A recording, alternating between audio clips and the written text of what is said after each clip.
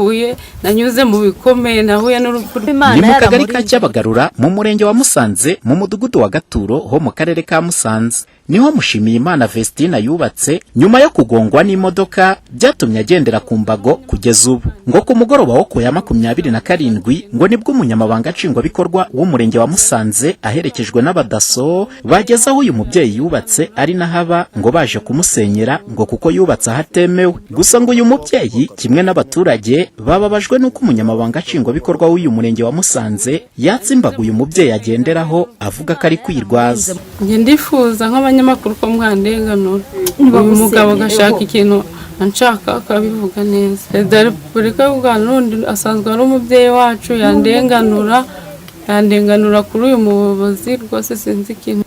Saa 12 z'umugoroba rero ntabwo nari nagatashe umugabo araza ngo niko ngusohoka.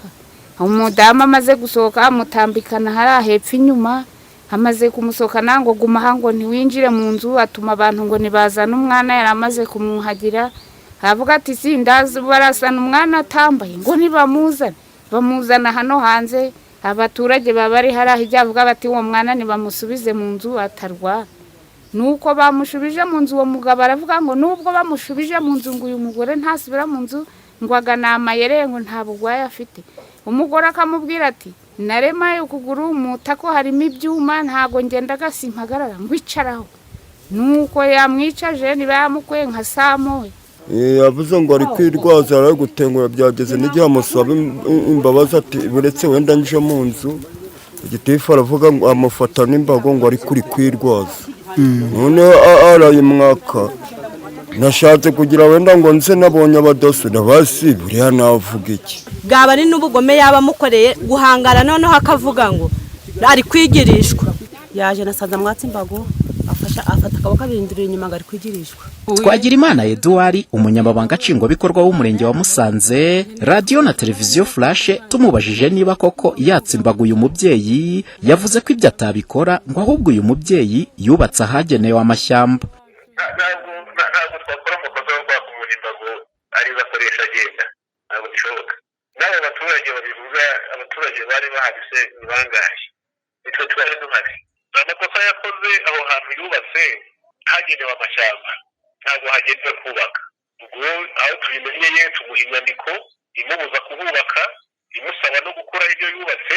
Ubwo rero mu gihe twamumaze kumuha iyo nyandiko nibwo mu ijoro yabyutse twabyutse dusanga yatakaye usanga yanakinze dusanga n'umudamu yaraye. Nubwo ubuyobozi bw'umurenge wa Musanze buvuga ko byanze bikunze iyi nzu igomba kuzasenywa bamwe mu baturage bibaza aho ubuyobozi bwarebaga igihe iyi nzu yubakwaga. Batse mu buryo butemewe n'amategeko se fondation ntiyari ihari none se byarinze bigera hejuru basakara ubwo buyobozi ntago bwari buhari ari nabyo muzehe atubwira umukuru w'igihugu wacu Paul Kagame umubyeyi utureberera twese none ko ari byo hora babwira nejo bundi yababwiye ati ibyo byose bijya kuba mudahari ese inzu yubatswe bo bari hehe.